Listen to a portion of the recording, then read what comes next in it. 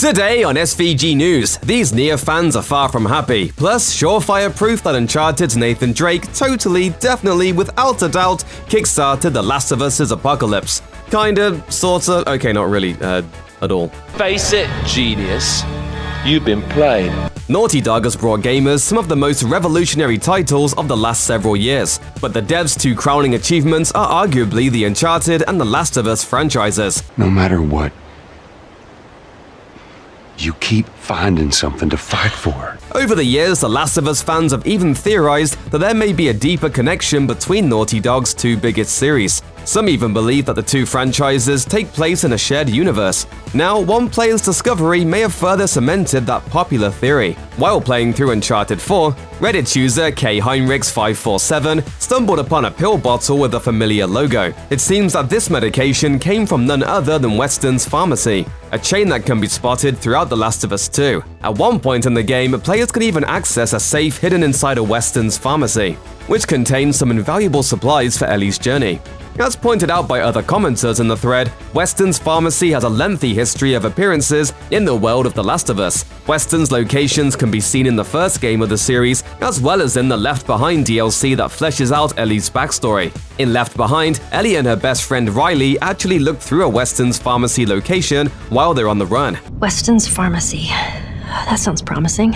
This is the latest in a series of slight connections between The Last of Us and the Uncharted franchise. In Uncharted 3, Nathan Drake can find a newspaper with a headline warning of a deadly fungus, which referenced the outbreak from The Last of Us. Then, Uncharted 4 actually featured a poster for The Last of Us: American Daughters, a comic book spin-off of the apocalyptic series, as well as a collectible pendant bearing the logo of The Last of Us's Fireflies. These and other Easter eggs have even given rise to a wild fan theory. Some people believe that Nathan Drake himself may have started the outbreak seen in The Last of Us. You know the one. She takes over your mind, attaches herself to your body, and before you know it, she's turned you into a fungus thingy so she can release her spores, contaminate more people, and destroy civilization as we know it! The rabbit hole that is Weston's Pharmacy doesn't stop there, however. Back when The Last of Us Left Behind was coming out, Naughty Dog created a number of fake Twitter accounts for viral marketing purposes. This included accounts for Weston's Pharmacy and other fictional businesses, all of which posted tweets that referenced in-universe events from the games. The accounts made for a cool concept, although The Last of Us writer Neil Druckmann has pointed out that some of those old Weston's Pharmacy tweets hit a little too close to the real world these days.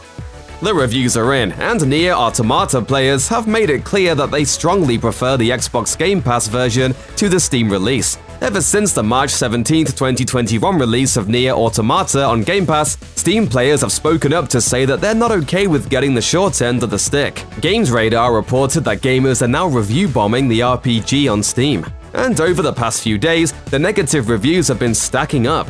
Unlike the well-reviewed Game Pass version of the game, the site notes that, quote, the Steam version continues to be plagued by problems, including frame rate and control issues. The overall consensus seems to be that Game Pass features a superior version of Yoko Taro's trippy masterpiece, thanks to multiple patches and updates that are not currently present in the Steam release. Now, isn't that a load of horse?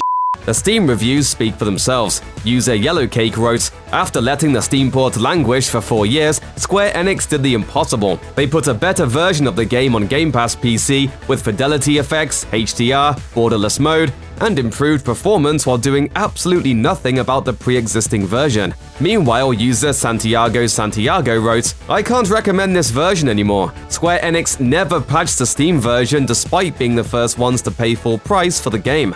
Hopefully they soon patch this as well, so we can get that stutter fixed here too. Since Nier Automata released on Steam back in 2017, it has accumulated plenty of positive reviews. So as of now, it still boasts very positive reviews overall. However, recent reviews are considered mixed at best. That's pretty significant for a game that was considered to be one of the best RPGs of 2017. Still, it makes sense that players on Steam feel they should have the same gaming capabilities as their Game Pass counterparts, especially since they're the ones who shelled out the money early on. Disappointed! According to Polygon, Nier Automata isn't the only game with patches and choices available on Game Pass that are out of reach for Steam users. The Evil Within has the exact same issue. These bumps in the road could be enough to give some players pause. Only time will tell if these fan criticisms will lead to any changes for the Steam version of Nier Automata, but let's face it, probably not. Disappointed.